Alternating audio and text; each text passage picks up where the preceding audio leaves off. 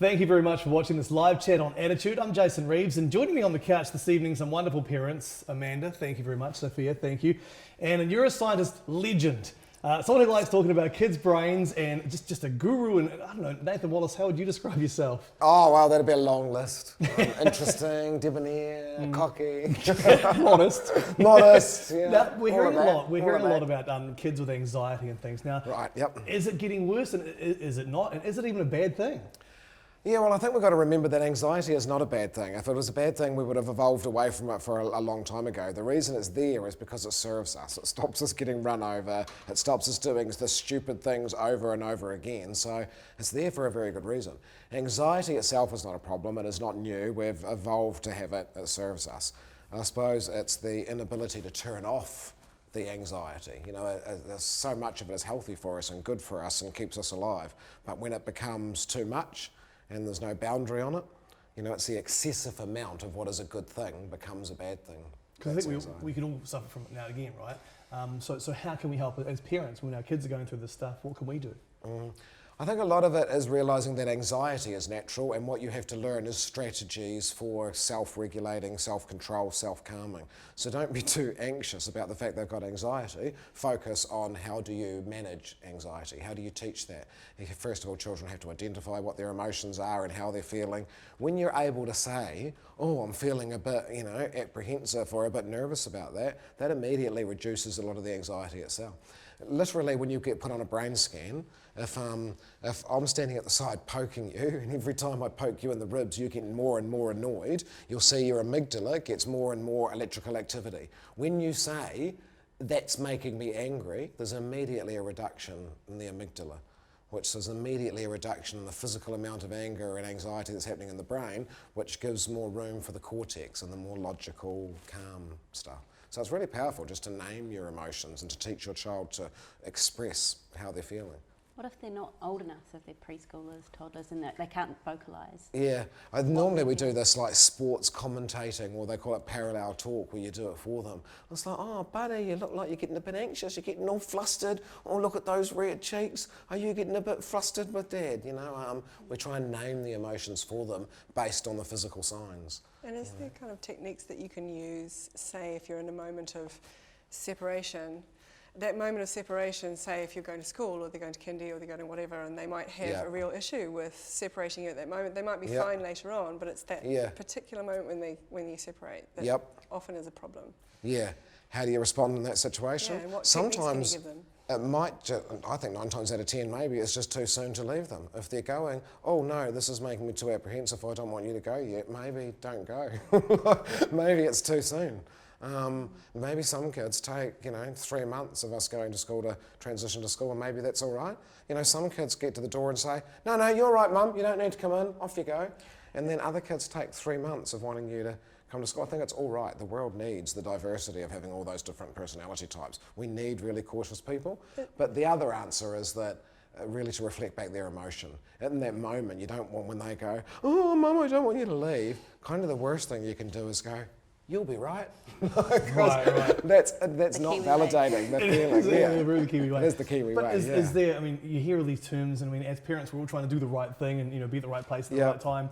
And it's stress that maybe we put on ourselves. Yeah. So the helicopter parenting we hear a lot about, is that a bad thing? How do we sort of pull back? Because that seems to have really taken off, for lack of a better term, when it comes to helicopters. Yeah. No pun intended, I promise. But how do we pull back? I think it's ironic that we as a nation are really quick to talk about how we've got a problem with helicopter parenting, which is over-parenting and being too pampering on our kids, when we're the 3rd highest in the world for child abuse. We murder babies, we beat babies and scar babies at higher rates than most of the developed world. And yet what people are concerned about is that we're helicopter parents and too overly cautious. We're abusive parents, and we shouldn't dig our head in the sand and hide. That's our problem. That's our problem, not that we're helicopter parents. That's the least of our problems. But at the same time, there is a small group of society where now the kids are, the parents are not letting them take risks, and this traditional sort of helicopter parenting thing. I think, it's a big subject, because at a certain stage of life, when you've got a newborn baby, you're supposed to be a helicopter parent. You've got a brand new newborn baby, you're supposed to be hovering around, making sure everything's all right. So I suppose the negative stuff of helicopter parenting is when the kid's, 30 and you're still chaperoning them on dates. Yeah, yeah. You're not supposed to breastfeed at 38. Yeah, Yeah, not when no, they're 30, yeah. no. But is there a link between not letting your child being that helicopter parent and not letting them take risks and Yes. the increase in anxiety in your It child? is, Yeah. because you're telling your child basically all the time that you are not competent. I don't trust you to do things, you're not competent, I better do it for you. So the child will start to believe, oh, I'm not conscious, and develop more anxiousness. So the child's got to have a degree of autonomy, so we have to have a degree of risk-taking. You know, it's appropriate risk-taking. You don't let him cross the road by himself when he's 2. But yeah, maybe it's all right to, Natural consequences and stuff. Yeah, yeah. And just going to the separation thing, because I know that when I was at kindy, I Yeah. did exactly the same thing. Is it Right. something that's actually passed down through generations? Yeah, we don't know, but probably. You certainly see, we know lots about, you know, intergenerational and hereditary when it comes to eye colour and hair colour, but character traits, we know they have a genetic component, but it's a wee bit more ambiguous. If you look on the Māori side of my family, they would say the name is a whole lot. You know, if you name them after Great Uncle Harold, then don't be surprised that they act exactly like Great Uncle Harold. So it's a nature-nurture thing, you know. If we're like that, is my child like that because they got it from me genetically, or did they get it environmentally? It's probably a combination of both. But certainly you're born with a temperament. So we're not blank slates. So like, you know, there are some children that are going to be born, you know, everyone's on the anxiousness scale, because without it you would walk into a bus, you know. So everyone's on the anxiousness scale. No one's going to say it's a problem until you get past 5 out of 10. But it's just that some kids are born at a, you know, you might have 3 kids and one's born at a 4, one's born at a 5, and one's born at a 6. It's not going to be a problem until you pass 5. So for your third one, it's a problem from the time they're born, because they're a 6. They're already born with a genetic predisposition to being anxious. The number 5 is on the cusp. So if no traumas happen in his life and everything's reasonably plain sailing, anxiety is never a problem. But you happen to live in Christchurch, so he experienced the Christchurch earthquake. So that gives you another point. So now he's got 6. 5 he was born with genetically, 1 from the earthquake. Now the anxiety is a problem. If he hadn't lived in Christchurch, he might have got through without the problem. The child that you had that's a 4, they had the earthquake as well, but that only put them up to a 5. They're still not past 5, so they seem to be resilient to the stress. So what are the behavioural indicators that you could identify that anxiety is starting to become a problem? Because you say everyone is born with it, and we're all anxious at some level, but when does it start to become a problem? And it's going to be very age dependent, isn't it? But it's a hard question to answer. I would imagine when the kid identifies that it's a problem. That's the answer that comes into my head. When the person says, this is a problem for me now, I'm experiencing this as in some way abnormal or more than normal and need more support, then that's when it's, I think, starting to become a problem.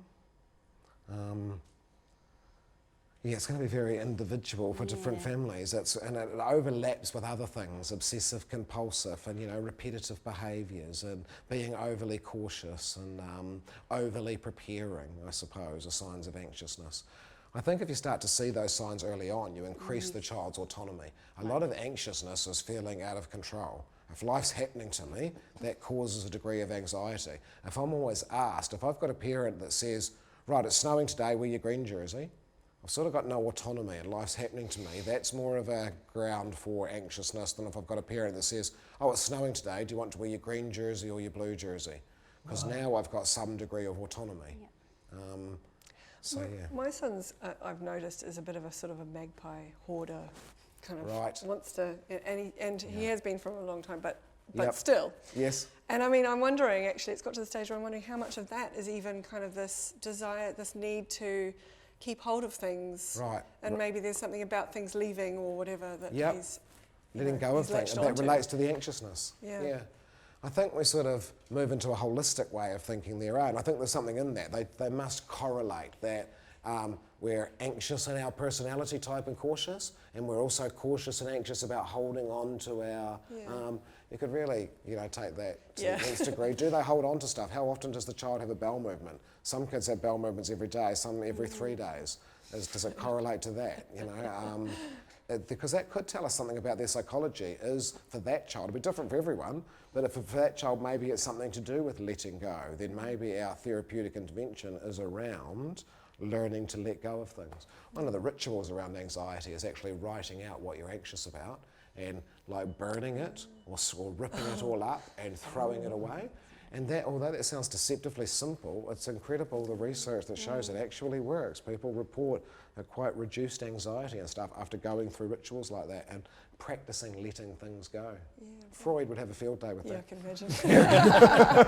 Nathan, you mentioned before about OCD and things like that. And in today's society, we see a lot more labels. There's your OCD, your ADHD, and all that sort of stuff, your behavioural problems.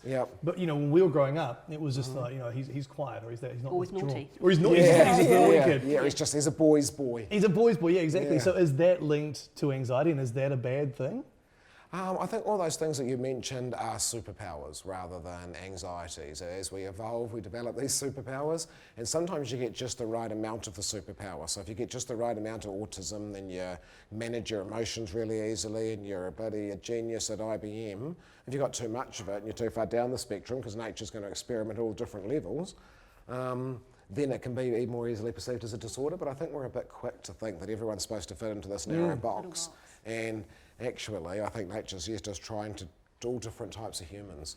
And I do think they're superpowers. If you learn to harness them, then obsessive compulsive disorder means you're really super organised. Well, if you're a CEO running a multinational corporation, that's now a superpower. You'd want to be, not a disorder, I've got ADHD, so I do things 4 times faster than everybody else. So I get 4 times as much done as everybody else. Everybody should have ADHD.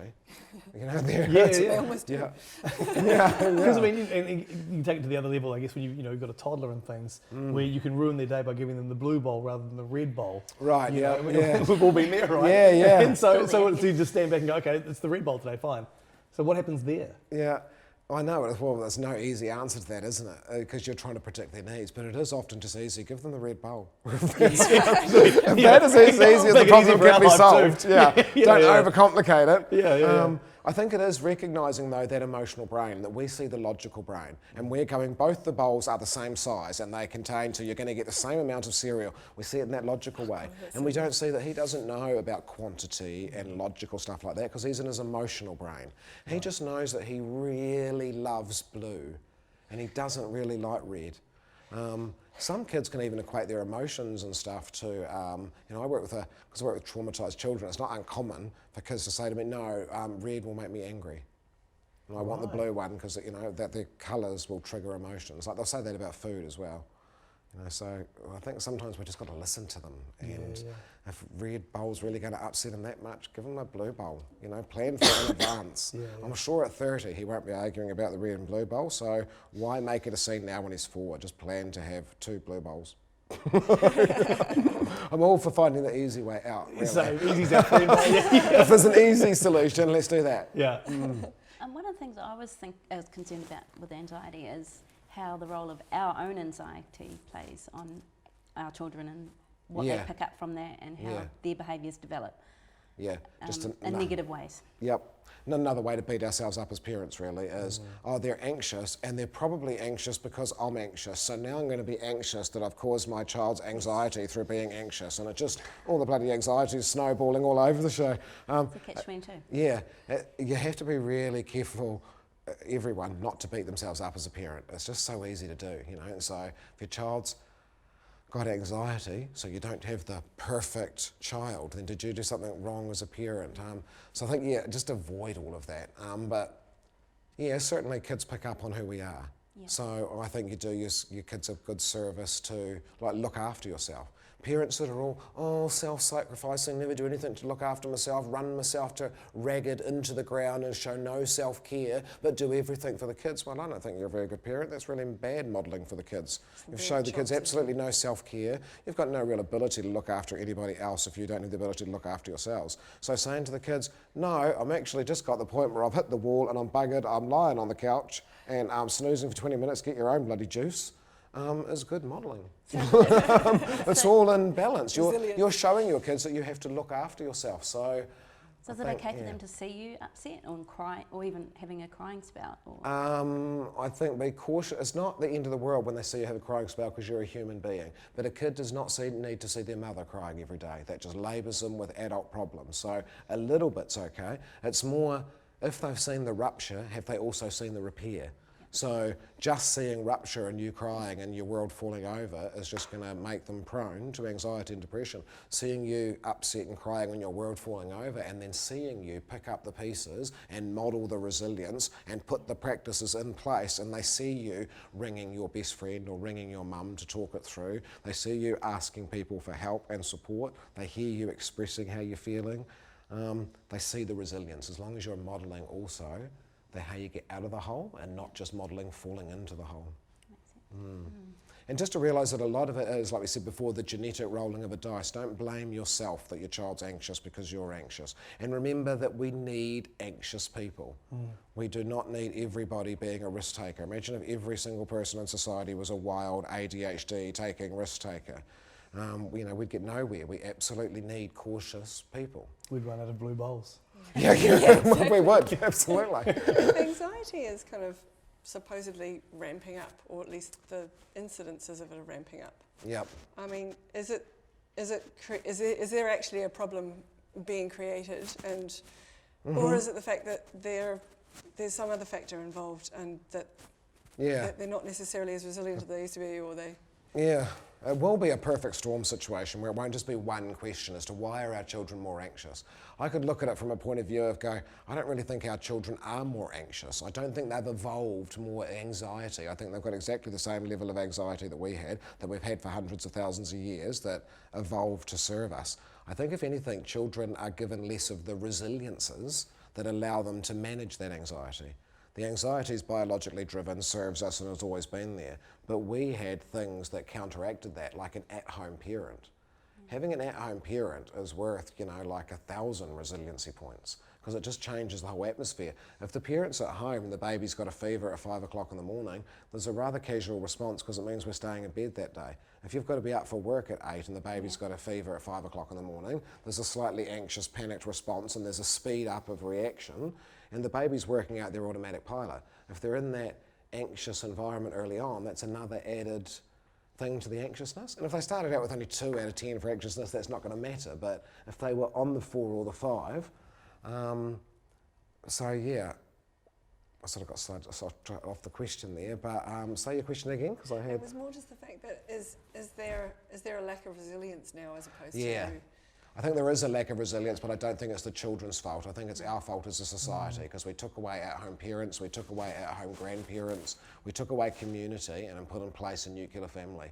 And that nuclear family doesn't even have mum and a parent at home, it has both parents at work. So I'm not dissing people about, I went to put my kids in care and went to work, that's the society we live in, but just trying to get people to understand that children aren't more anxious. They've been given, it's like anxiousness or risk factors go that way, resiliency factors go that way. I think we all sort of got 5 out of 10 for anxiousness, we evolved it, but we got 5 points for having a parent at home in the first 5 years. We got 3 points for having an at-home grandparent available to you. We, got another point for having aunties at home during the school holidays to go and stay with. We had a community around us. We had larger family groups where children have lost a lot. They've got an iPad and an Xbox in their own bedroom, but they've lost belonging, connection, and so if that is actually the case, how do they get that? Yeah, how do we build that resilience given that we have to go to work now? We've got no choice to be the stay-at-home mum.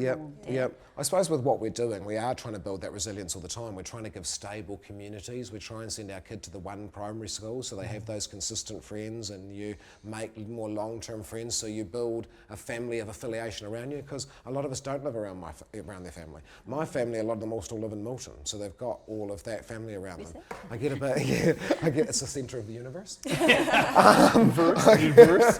Yeah, look on the map, it's labelled centre of the universe. With an extra R. with an extra R, centre of the universe. So I'd get jealous of my brother, but essentially wouldn't even have to book a babysitter. He would just go and drop off at one of my sisters because they're at-home mothers and we're one of them home. So that sense of community that my nieces and nephews have grown up with, living isolated from your family unit. You've got to build up a family of affiliation. So I built up a whānau around me that aren't biologically related that I could raise the kids with to build that resilience. You value things like having the same teacher at school for a long period of time because that builds resilience. you do try and stay at home. I know sometimes we can't. We have to put the child into care at 6 weeks. But if you've got the option, if you can stay at home that first year, that massively is going to improve outcomes. Setting aside, quality time with the kids. I know that's a bit lame, but we sort of have to have quality time now because we don't have quantity time. We're away all the bloody time. So quality time, talk about love bombing. It's Oliver James is a UK psychologist, and he talks about this technique of love bombing where you let the kid be in charge for 5 minutes. So even if it's only like 5 minutes on a Thursday at 4 o'clock, because it's got to be predictable for the child when it's going to be, so consistent when it is. And then for that 5 minutes, you will do anything within reason, safety stuff, but basically the kid's in charge. They spend their whole life with you in charge, always making the rules, always being the one and correcting. For that 5 minutes, the kid's in charge. So if they choose to use their 5 minutes, right, I'm going to play PlayStation, you just have to sit there and watch me, then you sit and watch them play PlayStation. You're not allowed to do anything else, you're not allowed to check your phone, it's their 5 minutes. If they chose the 5 minutes to play PlayStation, then you do it. And then the next time, they might choose the same thing, but they'll start to go, you're actually committed to this, you're actually shutting up, not telling me what to do, and even breaking the rule of playing PlayStation, you're letting me do it. Only for that 5 minutes, but so then they'll test it often by the next time they'll make you be a baby and they'll stick a bottle in your mouth for 5 minutes as like a way of reversing the roles. I find a lot of the times the kids do that to test if you're really doing it. But on about session 4, the kids now really actually realising you're going to do it. And for the first time in their life, they've got you fully available. We're never fully available. We're always multitasking. How often are we physically, mentally, emotionally, and spiritually only available for our children? And we're not going to answer the door. We're not going to answer the phone. We like to think that we do that. But most Western kids go their whole life without ever receiving full attention. So saying Thursday, 4 o'clock, for 5-10 minutes, you get full attention on this love bombing, you're in charge, we do what you want to do. That creates an intensity of relationship that really, that quality time really maximises it. Because we can say quality time when we take them to McDonald's and let them play on the playground where you check your cell phone messages and drink your coffee. That's not quality time.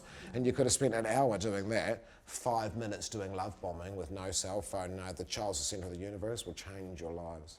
That's amazing. Because I remember one time you talked about this in one of your talks, and you said that, about the 4th or 5th session, the child sits down and goes, wow, you're actually listening to me. And then they think, what's wrong? Now you're listening to me. What's happened, Mum? What's happened, Dad? Yeah. Because it's quite a different world for them, isn't it? It is, yeah. Kids aren't stupid. They normally know when something's up. When I tell parents to go home and stop telling the kids what to do and just reflect back the emotions. So instead of going, oh, you shouldn't have done that. You should have gone to talk to your teacher. That's going to just go, oh, you must have been angry.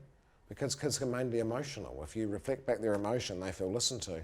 But when the parents go home and say to the kids, and the kid goes, and you go, oh, you must have been angry, the kid usually says, have you done a course? Because kids are not stupid. They work out when something's radically different. But it's really sad because that kid often answers with going, when you say, how do you know I did a course? They go, because that's the first time you've ever listened to me. Which is kind of sad because we are listening to the kids all of the time, but we're often not reflecting back the emotion. We're too quick to go back with, well, you should have done this and you should have done that, and that buys into the anxiety. Whereas if we had just come back with, when he said, oh, I smacked this kid in the head, and you want to come back with, well, you're not allowed to do that, it's against the rules. When you just come back with going, well, you must have been really angry, the kid feels listened to and heard and validated. You've got plenty of time after that to be going, mate, was that really the best strategy for dealing with that situation?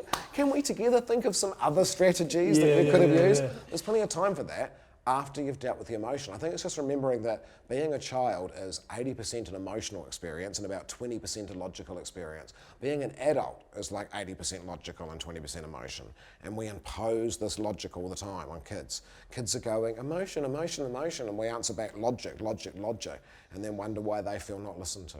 So rather than asking, what were you thinking, when you do that, ask, what were you feeling? That's right, yeah, absolutely. Because it is. Thinking doesn't form their decisions, feeling does. So what were you feeling rather than what were you thinking gives much more insight.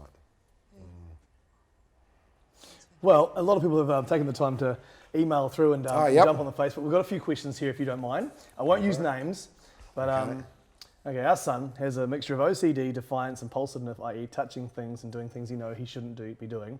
Meltdowns when we try and do things for him, like put yogurt on the breakfast the wrong way, probably the blue bowl. Is it just being a typical busy boy? Teachers haven't coped with it. Getting the naughty label at school, at what age will this start to change? Yep. Big question. I don't. If that's in his temperament type, I wouldn't expect it to be changing any time really soon. You know, that might be wishful thinking that it's just a stage. Yeah. Knowing very little about that family and knowing nothing about what's going on, I can only really go on what happened. And most of the time in that situation, the child is behaving in that way because he does not feel listened to. Right. So he is being defiant and he is doing the opposite and he's asserting his authority because he's not feeling listened to. If those parents with that child, instead of trying to manage his behaviour, start doing exactly what we talked back about and start not telling him what to do, reflecting back his feelings and paraphrasing for him what he's thinking, and just focused on having that child feel listened to. So stop telling him what to do, paraphrase back.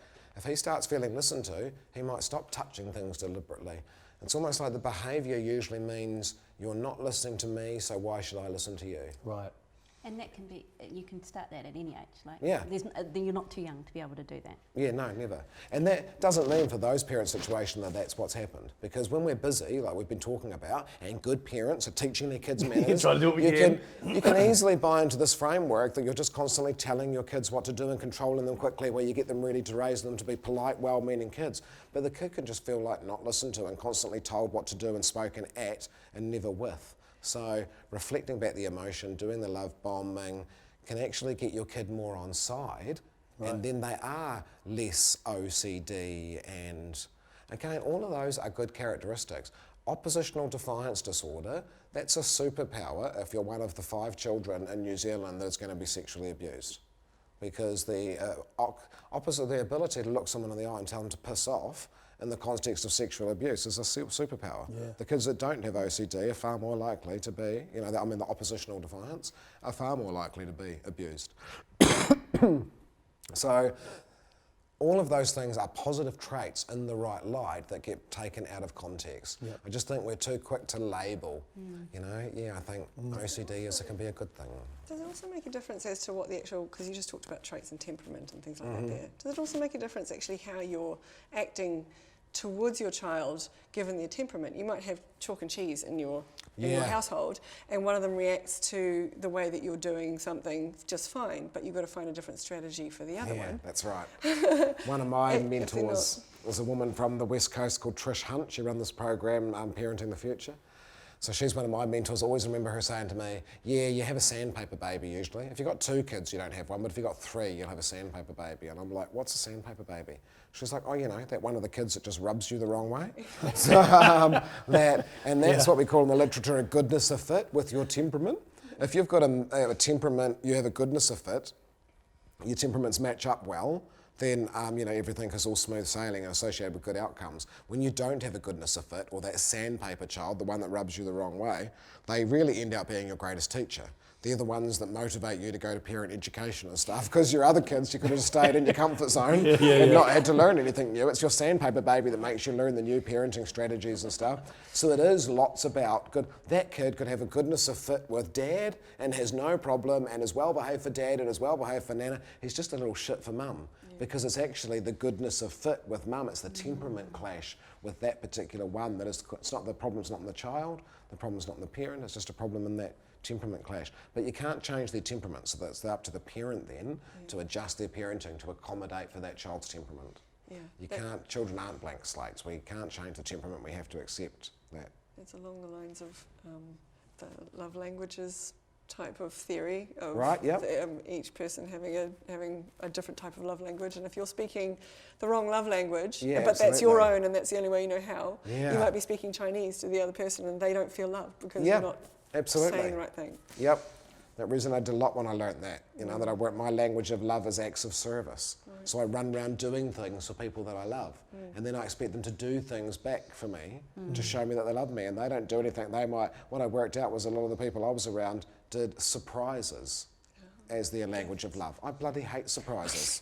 I'm going to have an anxiety attack because you gave me a surprise birthday party. I do not like unpredictable things. I like to be planned and organised. So if someone can be constantly surprising me, I think they're just traumatising me, but they're trying to show their language of love. But if you don't know to receive it that way, you're just like, why does this person not do anything to show me they love me? Because they're not doing any acts of service. They're trying their hardest. Yeah. I have a question, and it's sort of off as a tangent to that, in that my son has been going through sort of catastrophizing type stuff, and I know that I do too. Right. And recently, it seems like it might actually be linked to dairy, to diet. Right. Okay. How does diet affect anxiety, therefore? And yeah, it's the whole nurture nature thing. Yeah, how does diet? How does diet affect anxiety? It depends who you ask, because scientists in the current, reviewed science would tell you that mood is not really and behaviour is not really affected by diet. Yet there is a whole sea of parents that will tell you the exact opposite. One of my own children has gone off diet and reports massive increases, so much so that it made me go off dairy for a while, because I thought, well, if they're biologically my child, if they've had such benefits, I should go off it for a while. I didn't notice any difference whatsoever in anything going off the dairy. But I think everyone's got a different genome. So if your genome is particularly susceptible to it, then it can be a really good thing. So it's a hard question to answer because the science is in the middle. Science doesn't know everything. Science is restricted to what is measurable and available now. So current science would say that sugar, Coca-Cola, none of that, red food colouring, none of that affects the kids' behaviour. Entirely, when you see the kids get hyperactive because they've had sugar, that's entirely 100% in your imagination. There's no scientific evidence for it whatsoever. Over and over again, when we have controlled settings for that, and the parents think, we've given the kids tomato sauce and they've got all hyperactive, when it's not, and it's just, tasteless. They have exactly the same, the parents still see the same reaction. It turns out it's about the kids coming together with other kids and the parents' expectations. It's got nothing to do with the food. Having said that, I'm not dismissing that diet doesn't impact on it. There's a whole bunch of parents that say that anxiety was a vitamin C deficiency. Some kids get vitamin C and miraculously have their anxiety symptoms are really reduced. Some kids change their diet, take away gluten or take away dairy, and immediately. It can just be that your stress and your cortex or your good behaviour is on a set of scales. And if your body's having a severe reaction to dairy, that can just arouse the trigger stress response in your body, which causes that stress and that anxiety, because you're not really, it's your body saying that you don't want that. I know someone that got anxiety during pregnancy and couldn't, thought psychologically they didn't. Was it the dad? No, it was the mum. It was the mum, but she wasn't an anxious person previously and couldn't understand why. She had nothing to be anxious about. She could feel it was like biologically driven. But even the logical notion of this makes no sense and it's something to do with being pregnant, that it's just making me anxious, doesn't cancel out, because you can't logic away emotion. So even though she's got no logical reason, she just finds I'm pregnant and the anxiety, the stress response system has gone through the roof. Afterwards, she found out that the placenta had been ripping away from the womb, and there was a physiological reason why the body might be sending out symptoms of going anxious, but she didn't know that until the end. So sometimes it is just driven by physical causes, and it could be an intolerance to dairy. Only a third of the world's population can have dairy without having a genetic reaction. Asian people can't. They use eating dairy as one of the most examples of the most recent evolutionary adaptation to being able to take on milk, but a lot of people can't. So. I think even though science says it makes no difference, science would tell you your omega supplements are making no difference and your minerals and nutrients are making no difference. Science doesn't know everything, so I think diet can affect it a lot. I think it's well worth trying. And it's a relatively new field, isn't it, that they're researching into how diet. I remember telling my mum when I was 7, can I not have Wheat Bix? They make me angry. And this was in the 1970s, and she's like, don't be fucking stupid, Nathan.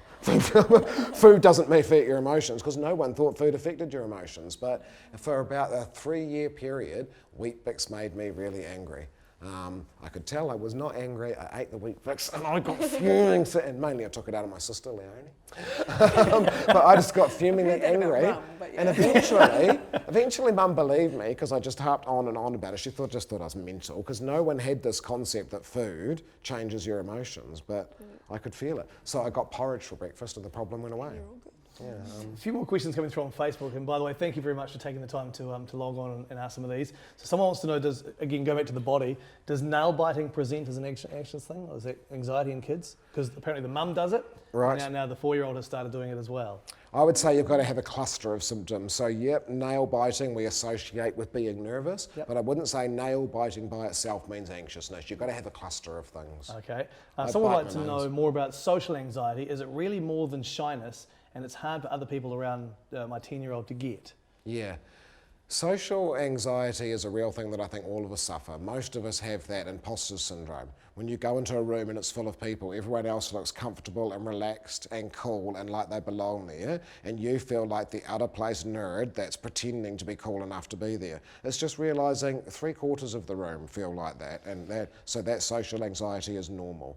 It's about the fact that human beings are interpersonal creatures. We survive through relationship with other people. So we're biologically primed to really care about what other people think. It's all right to be that way. It makes us social. So social anxiety drives you to be a nice person and to be nice to other people and to relieve the situation. So, and at different ages, you're really primed for it. You're really primed for social anxiety as a teenager. You really do feel like everyone is staring at you when you walk in the room as a teenager. Your brain's primed that way, so. Still feel like that. Yeah, exactly, yeah. The world needs more nicer people, you're fine. You're just turn it around. You turn it around to go, everyone better be looking at me when I walk into the room. That's right. And if they're not, I better do something to fix that and just make it work for you. My daughter was diagnosed with PTSD as a child, and I want to know if it can come back with the onset of puberty. Is that something you would know? Say that again, labelled as what as a child? PTSD as a child, post-traumatic stress. Yeah, I would imagine once there's a predisposition towards that in the system, then there's a higher statistical chance that could come back. And during adolescence, the system's going to be vulnerable again. So the short answer would be yes. There's not a guarantee it'll come back, but yet there'd be a more increased chance, I think. Okay, all right. Something else. And just respond to it when it does come back. It's not a bad thing to have post-traumatic stress disorder. It just means you need extra assistance. So respond, give them extra support and extra assistance. There's some great questions. I'm sorry we won't be able to have a chance to get through them all, but this one here is quite a long one. What advice would you give to parents who have children transitioning from primary to secondary school? What can we as parents do to make this transition less anxious? Because apparently the child's anxiety has escalated significantly. Yeah. I mean, we've all gone from intermediate to high school, and that sort of did it for all of us, really, didn't it? It is, yes. The legends about what's going to happen that causes most of the anxiety. There's all these horrible legends about being polled, and about all these traumatic things that are going to happen to you as an initiation process. And at some schools they actually happen. So some of that anxiety is quite real for the boys. But even losing your friends from, like, you had, as you said before, safety. Your safety at your whānau that you had at school, suddenly they fit her off to other schools and you're going to that one. That's right, it's all new, unpredictable. One of the things you can do is increase the predictability. So take the kid to the school on the weekend and get them physically orientated. At least that way they've got some predictability. They know where their classroom is, how to get to the main gate. At least that's a little bit of predictability. It's one of the little things you can do to take away some of the anxiety.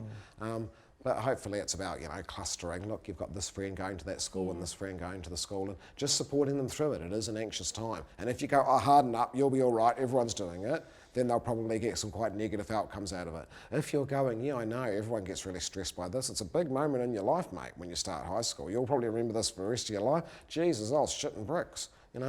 Then you validate the emotion for the child, and they feel supported and they move through it. Do you feel that New Zealand's changed a wee bit like that? I mean, obviously when we were at school, it was a little bit of that. It was the Kiwi way was harden up. Whereas now we do seem to be a little more in touch with our feelings and stuff. Yeah. And is that causing more problems, or is that the way we should be going? Yeah, certainly not causing more problems. Being emotionally intelligent doesn't cause problems; it relieves problems. So the more we're able to, the more men are able to be fully men, that Renaissance man who's not just a gorilla but is able to express his emotions and be articulate and have intimate conversation, the more emotionally intelligent we are, the more equipped we are to deal in the modern world. So, absolutely, we need all those skills.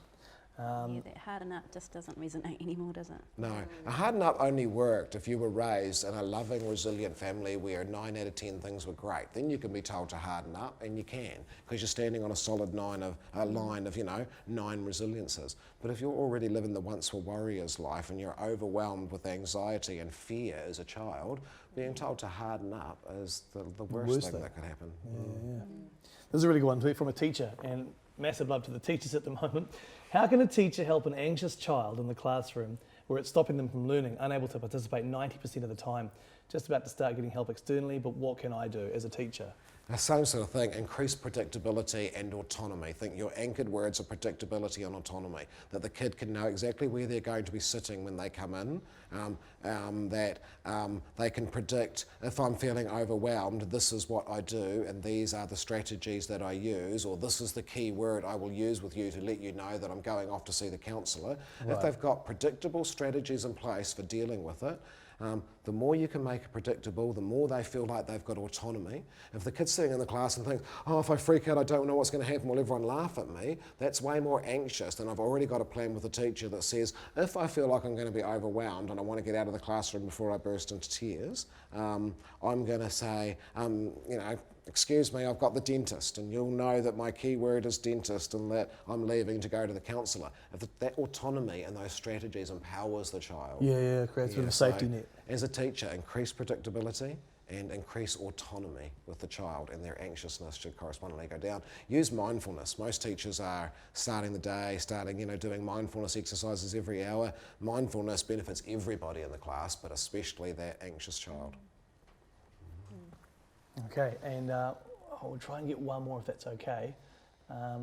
Don't know if children have more pressure nowadays. Going back to what Nathan says earlier, it's more about building resilience, spending more time validating their emotions. That would be what you'd say? Yep. Yeah. Yep, absolutely, yeah.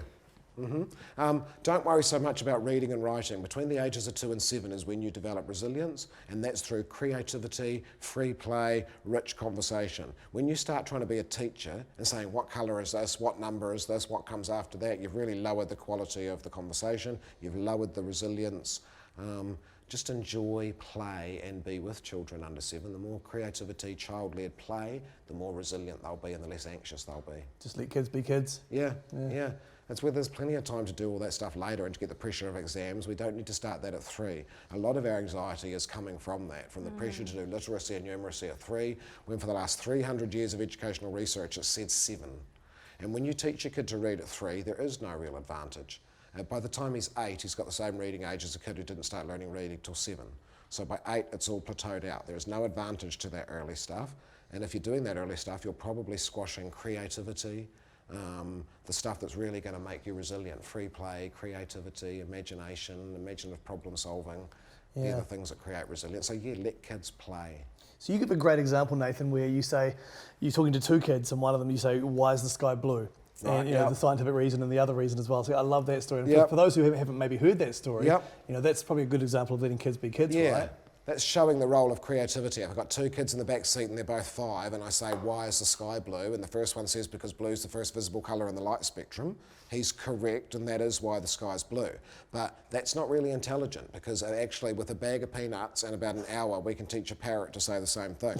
So it's not really cognitively intelligent, even though it might sound intelligent. The other kid, who's been wasting his time in a free play environment and hasn't learned to repeat adult stuff, goes, no, that's not why the sky's blue. I think the sky's blue because, and he hesitates, so you know this kid's making up the answer as he goes, because this world's actually a dream that I'm having, and in the dream I'm me, but I'm also the sky. So before, when I said, can I have an ice block, and you said, no, it's nearly lunchtime, that made me sad, so I'm blue, so so's the sky. So that's his explanation for why the sky's blue. He's completely wrong, but I would put all my KiwiSaver on that second child supporting you through adulthood. That second child, that 5-year-old, is far less likely to develop anxiety and depression because he's got creativity. So it is. It's all about, but parents don't know that. They think it's the 5-year-old that can count to 100 and can say their colours and their numbers and says blue's the first visible colour in the light spectrum. But that's not. That's an adult intelligence. So potentially we as parents are creating more anxious children by putting that focus on, you need to learn your ABCs, you need to... Yeah. Part of our job as parents is to screw our kids up. We've been doing it since the beginning of time. It's a well-established tradition passed down through the family. A lot of our kids' issues do come from us doing the best of intentions. Yeah. Now, you mentioned before mindfulness, and a lot of teachers are doing it. A lot of parents are invoking that now as well. So someone's asked, what is mindfulness? Mindfulness is essentially calming your internal motor down. I remember this 4-year-old saying to me, I can't help it, my motor just goes fast. And so it was able to visualize with him while slowing your motor down. So mindfulness is slowing the kid's motor down. If he comes from a home with domestic violence or anxiousness or just a very, very busy home, there's a degree of anxiousness. And if his anxiousness is up here, his brainstem, his HPA axis or the human stress response system, his cortex, his ability to control his anxiety and stuff, is down here. So by doing a mindfulness exercise, it's like calming everything down and slowing down the internal clock. And by slowing down the internal clock, you take it out of stress response and move it into accessing intelligence. So yeah, mindfulness is really just slowing things down. And we used to get mindfulness naturally from having at-home parents who would just quite slow down. Now everyone's rushing to get everything done, so children have much more anxiousness, so there's much more need for mindfulness to start the day with slowing things down. It's not really a new invention. Catholic schools have been doing mindfulness since the beginning of time. It's called prayer. The Māori schools have been doing mindfulness. It's called whakawhanaungatanga and mihi at the start. It's just any repetitive, ritualised, shared experience that helps to centre you and ground you and bring you into the present moment. So just something as simple as close your eyes and tell me 4 things you can hear. Just things like that. Yeah, because then you've got to really be in the present moment and tune into the environment. If we go right now, it's quite a silent environment here now. If we have to go, what are 4 things we can hear? When you said that, I immediately noticed the hum in the background that I hadn't noticed before. So I immediately tuned into my environment where I am right here immediately right now, just by you pointing out what are 4 things. So yeah, those sorts of things, bringing you into the present moment. We do that when we have kids Sorry, on or something. you go. And the energy's up here, and you know that it's just going to go that one step further, and it's all going to go horribly wrong. Explain. And it's amazing how often just what can you hear at the moment does wonders. Yeah. And they're all just like, what? You know. It's I really would do the thing with the kids where they had an internal volume switch. So I'd do it with something easy like voice. Right, go up to 10, scream as loud as you can possibly can. So we all scream at a 10 out of 10 as loud as we can. Now make the quietest noise you possibly can as a 1. And I'd just get the kids, okay, right, I need you to, oh mate, you're talking at an 8 and you're right in front of me, I need you just to go down to a 5, and they start to get used to that language of just on something quite visual, physical or concrete, like the loudness of their voice.